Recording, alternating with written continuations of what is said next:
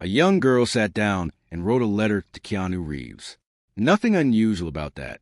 Millions of fans write letters to celebrities every year. But then she did something most people never do. She wrote another letter the next day. And another one the day after that. She kept going. Every single day. For 10 years straight. No reply. No confirmation anyone had even opened them. Just silence. Stretching on, year after year, with no sign it would ever end.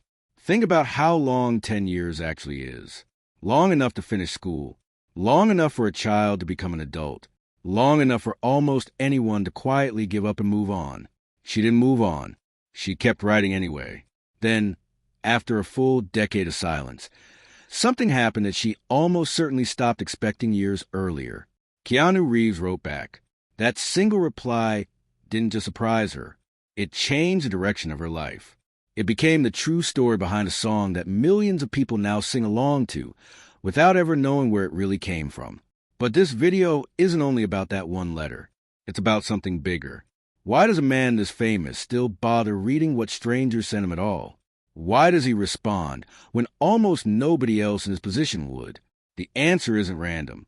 It traces back to a painful chapter in his own life, one that most people watching his movies have never heard about. Stick around, because by the end of this, you'll understand exactly why that letter mattered so much to him, not just to her. Keanu Reeves has been a movie star for almost 40 years. On screen, he's played killers, hackers, soldiers, and a man who fights his way through hell to avenge a dog. He barely talks in most of his biggest roles. He just moves through the story, calm and controlled. Off screen, the people who've actually spent time around him describe someone almost the opposite of that. Journalists who've covered Hollywood for decades call him one of the humblest, most grounded people on the entire A-list. Not nice for a celebrity, which is usually a backhanded compliment. Just genuinely nice, without the asterisk. That distinction matters more than it sounds like it should. Here's how fame typically works at that level. The more successful someone becomes, the harder they usually are to reach. Assistants filter their calls. Managers screen their inbox. Most fan mail sent to a major star never makes it anywhere near the star. It gets opened by an intern, sorted into a bin, and forgotten within the week. Keanu has spent decades quietly breaking that pattern. There's a well-known story about him getting stranded on a grounded flight to Burbank. Instead of arranging a private car and disappearing, he climbed into a van with the other stranded passengers. He pulled out his phone and started reading them random facts about the town they were stuck in. Then he found some old country music on YouTube and played it for everyone, just to make the wait less miserable. Time magazine later joked that if you ever need a road trip buddy, he should be at the top of your list. He's also not afraid to poke fun at himself or gently correct someone else, without ever turning it into an ego trip. At a film festival interview years ago, a reporter kept asking him about getting back into the rhythm of playing Bill from Bill and Ted. Keanu let him finish the question. Then he calmly replied that he'd actually played Ted, not Bill. The reporter's reaction said it all. Keanu could have let it slide or made the moment awkward. Instead, he smiled, told the reporter he'd just lost all his Bill and Ted credibility, and walked off, completely good-natured about the whole mix-up. It's a small moment, but it says something. Even when he's the one being misunderstood, there's no edge to how he handles it. No frustration. Just a laugh and a shrug. Then there's the flip side of his fame. Back in 2010, a photo of him sitting alone on a park bench, looking a little sad, spread across the internet and turned into a meme. People online started calling it Sad Keanu. It could have been humiliating. Instead, fans loved him so much that they created an unofficial holiday around it. June 15th became Cheer Up Keanu Day, a day fans set aside just to send him love. Most celebrities would hate being turned into a meme. Keanu somehow turned it into more proof of how much people actually adore him. None of this happened because of one lucky photo or one clever publicist. It's a pattern, repeated for decades, usually in moments where nobody had a camera rolling and nobody expected him to be watched. Which brings us back to that letter. Why would a man this busy, this famous, constantly pulled in every direction by film sets and press tours, take the time to read something from a total stranger? Why reply at all when silence would have been so much easier. To really understand that, we need to leave the movie sets behind completely and go somewhere far more personal. Years before most people had ever heard the full story behind Fiona Sit's letters, there was already a preview of how Keanu handles an unscripted, deeply personal question. At a press event, a reporter once asked him something most interviewers would never risk asking a movie star who was there to promote a film. The question wasn't about his character or the plot or the release date. It was about something far bigger. What happens to us when we die? Most celebrities in that situation give a quick joke, deflect, and move on. Nobody at a routine junket expects a real answer to a question like that. Keanu paused. Then he gave one anyway. He talked about how the people who love us carry us with them, even after we're gone. Simple words. Nothing rehearsed. Just an honest answer to an unusually honest question. The clip spread everywhere. People who had never watched one of his films were suddenly talking about him. It reached all the way to a science communicator named Hank Green, who was fighting his own battle with Hodgkin's lymphoma around that time. Green found Keanu's answer meaningful enough that he used it to close an entire comedy special he built around his own diagnosis, ending on the idea that whatever comes next, it's going to be beautiful. Notice the range that shows. The same man who quietly sits with a frightened child in a hospital room, holding her hand till worse of it, is also the man who could be handed the heaviest question a stranger could ask on the spot, with cameras rolling, and answer with enough honesty that it later helps someone else process their own diagnosis. That's not two different sides of him. It's one instinct showing up in two different rooms. And it's exactly the kind of person who, faced with a stack of unanswered letters somewhere in a drawer, might eventually stop, open one, and actually read it. Her name is Fiona Sit. Today, she's a well-known singer with a career of her own. But long before any of that, she was simply a fan, the same as millions of others. Like so many people, she loved Keanu Reeves' films. But loving them from a distance wasn't enough for her. She wanted him to actually know it. So she picked up a pen, and she wrote him a letter. Most fans stop there. One letter, maybe two, and then life moves on. She didn't stop. She wrote another letter the next day.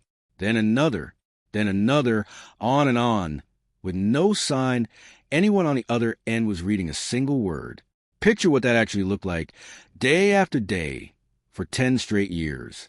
A decade of sitting down, finding something new to say, sealing an envelope, and sending it off into what must have felt like complete silence. No confirmation, no small sign of hope. Nothing to prove any of it mattered to anyone but her. Most of us give up on far smaller things far sooner than that. A text message left on read for a day makes people spiral. A phone call that isn't returned within an hour gets treated like rejection. We take these tiny silences personally, and we walk away. She had 10 years of silence, and she kept writing anyway. There's something almost hard to believe about that kind of patience. It isn't stubbornness. It's a quiet, stubborn kind of hope, the sort that doesn't need proof to keep going. Psychologists have a name for the connection people feel towards someone they've never actually met, someone they only know through a screen or a stage. They call it a parasocial bond. Usually, that bond only runs in one direction. The fan feels close to the star. The star has no idea the fan exists. Most letters like hers disappear into that one-way silence forever, and the person writing them learns to live with never knowing if anyone read a single word. What makes her story different isn't that she felt that connection.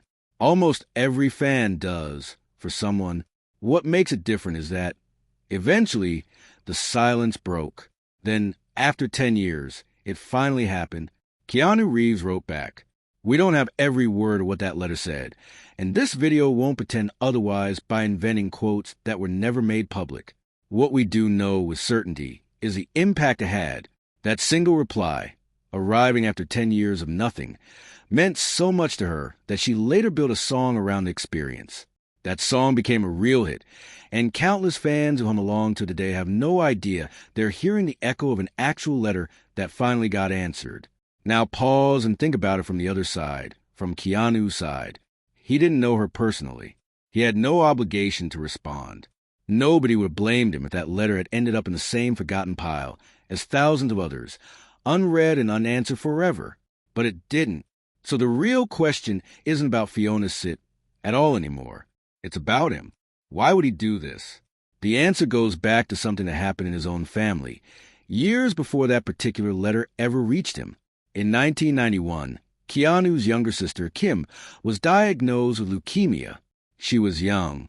The diagnosis was serious, and the fight against it wasn't going to be short. It stretched on for close to 10 years. 10 years, the exact same length of time Fiona Sit would later spend writing letters into silence. That's not a detail any headline connects, but it's worth sitting with for a moment. 10 years of waiting. 10 years of not knowing how the story would end. While Kim fought her illness, Keanu didn't stay comfortably on the sidelines, writing checks from a distance. He became her primary caretaker, not in some symbolic, once-a-month way. In a real, hands-on, everyday way. He cooked her meals. He cleaned the house. He measured and prepared her medication. He went further than that. 2. Reports say he sold his own home just to live closer to her, and personally covered around $5 million in treatments and therapies, tried to give her every possible chance at getting better. And here's the part that's easy to miss. This was happening during the exact same years his acting career was taking off. The very years he was becoming one of the most recognizable faces on the planet were the same years he was quietly coming home to take care of his sister. Try to picture that split for a second. By day, movie premieres, magazine covers, a growing legion of fans. By night, sitting beside his sister's bed, managing her pain, spending his own money on treatments that might not even work, trying to make an unbearable situation slightly more bearable. Almost nobody saw that side of him. There were no cameras in that house. No headlines about it at the time. Just a brother doing what needed to be done without an audience. Kim's cancer eventually went into remission after nearly a decade of fighting it. But the experience clearly left something behind in Keanu that never really faded. When The Matrix came out in 1999, it turned him into one of the biggest stars on the planet, and it made him extremely wealthy almost overnight. Reports place his upfront salary at around $10 million, with tens of millions more coming in once the film's massive success kicked in on the back end. Most people in that position upgrade everything about their life. New homes, new cars, a completely different standard of living. Keanu did something else with it. He took roughly 70% of what he earned from that film and gave it away directly toward research into the disease that had taken up nearly a decade of his sister's life. Sit with that number for a second. 70%. Not a token donation designed for a nice headline. The majority of everything he earned from the single biggest movie of his career. And here's the detail that tells you this was never about image. He didn't call a press conference. He didn't post about it. The story only became public later, through other people talking, not through him announcing it himself. This is a man who spent a decade watching someone he loved suffer, waiting for any sign of hope, learning exactly what it feels like to sit helplessly beside someone else's pain. So when a letter arrives from a total stranger, full of raw emotion, quietly hoping that someone, anyone, will simply notice them, maybe it doesn't register to him as ordinary fan mail at all. Maybe to him, it feels painfully familiar. If this were just a single story about a single letter, you could file it away as a nice coincidence and move on. It isn't just one story. It's a pattern that keeps showing up in different forms across decades. After Kim's recovery, Keanu didn't treat that chapter of his life as finished and forgotten. He built something lasting out of it. He started a private foundation focused on funding children's hospitals and cancer research. Pay attention to that word, private. Most celebrities who launch a foundation want their name carved into the building. They want the plaque. They want a headline that reads, "Star donates millions to charity." Keanu specifically asked for the opposite. In one of his rare comments on the subject, back in 2009, he explained that the foundation had quietly been running for several years already, helping children's hospitals and funding cancer research, and that he simply let it operate without putting his name anywhere near it. He wasn't chasing a reputation for generosity. He just wanted the help to actually reach people. That single choice says almost everything you need to know about him. If he wanted credit, being loud about 70% of a Hollywood fortune would have gotten him more praise than almost anything else he's ever done. He chose the opposite. For years, Most people had no idea any of this was even happening. The pattern didn't stop once the Matrix money had already been given away. Back in 2008, he spent an evening personally answering phones for a televised stand-up to cancer fundraiser, the same unglamorous work as any other volunteer on the line. Years later, he auctioned off something as small as a 15-minute video call to raise money for Camp Rainbow Gold, a children's cancer charity in Idaho. Bidding on that one short call climbed past $16,000. People weren't paying for a celebrity encounter. They were paying because they knew exactly where the money was going. He's also spent unpublicized time in children's hospitals, sitting with young patients who were far more excited to meet him than he probably ever let on. One woman, who battled a serious illness as a child, later described what those visits meant to her during the hardest stretch of her treatment. She said that when the pain became almost unbearable, he would simply sit beside her and hold her hand, staying present through some of the worst moments of her illness. That isn't the kind of detail a publicist writes into a press release. That's the kind of detail that only exists because someone actually did it quietly, with no expectation that anyone would ever repeat the story. There's another example that connects even more directly to the theme of this whole video. Letters. In December 2023, several of Keanu's watches were stolen from his home, including one from the set of John Wick with a personal inscription engraved on the back. Investigators from the FBI and Chilean police eventually tracked the items down, recovering them during a raid on an organized burglary crew overseas. When Keanu got his watches back, he didn't just say a quiet thank you and move on. He sat down and hand-wrote a heartfelt letter of gratitude to everyone involved in the investigation, expressing what the FBI described as profound gratitude and appreciation, and personally thanking each agency by name for their work. There's a symmetry worth noticing here. A man who has spent years quietly reading letters from strangers and occasionally answering them is also someone who sits down and writes his own heartfelt letters when he feels genuinely thankful. It isn't a one-directional habit.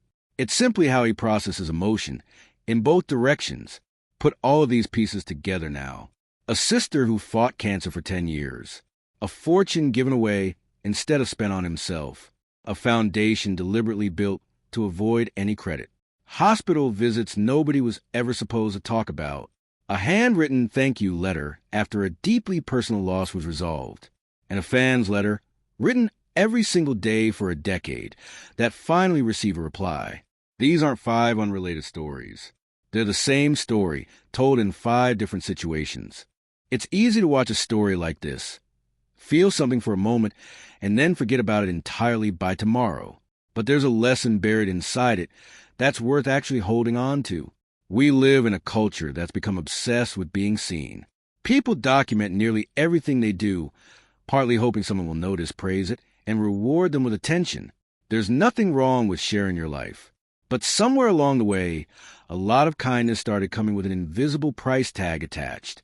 Do something good, sure, but make absolutely certain people find out about it.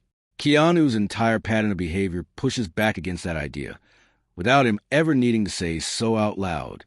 He gave away the majority of his earnings from the biggest movie of his career and let the story leak out to other people instead of announcing it himself.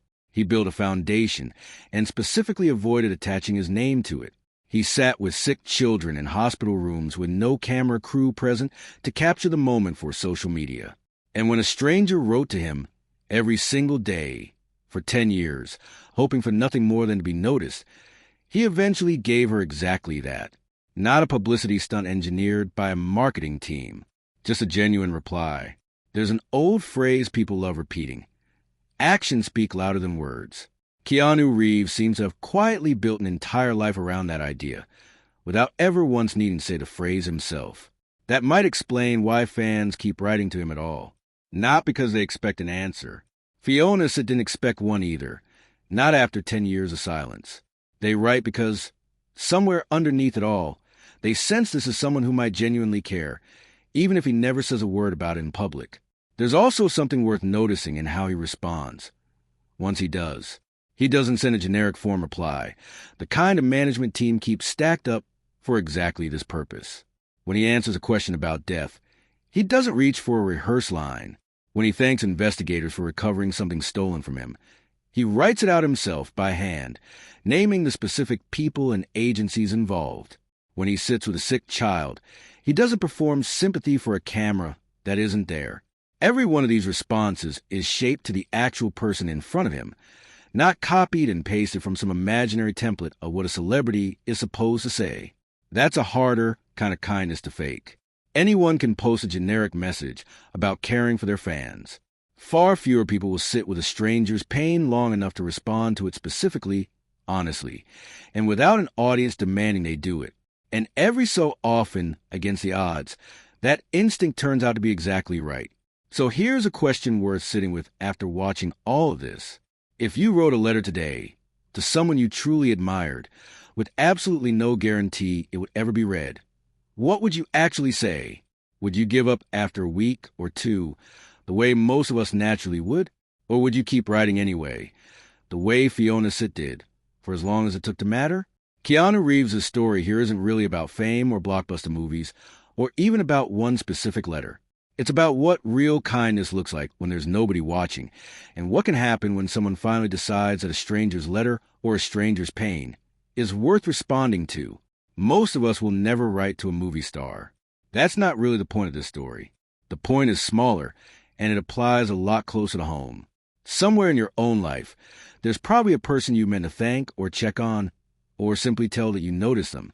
Most of the time, we assume there's no rush. We assume the moment will still be there next month or next year. Keanu's story is a reminder that the reply itself is the gift. Not a perfect one, not a poetic one, just an honest one, sent before the silence goes on so long that it starts to feel permanent. If this story moved you even a little, it might be worth sitting with for a moment before you jump to the next video. And if stories like this one interest you, quiet, unseen moments from people we think we already know everything about, consider staying subscribed. There are more stories exactly like this one still waiting to be told.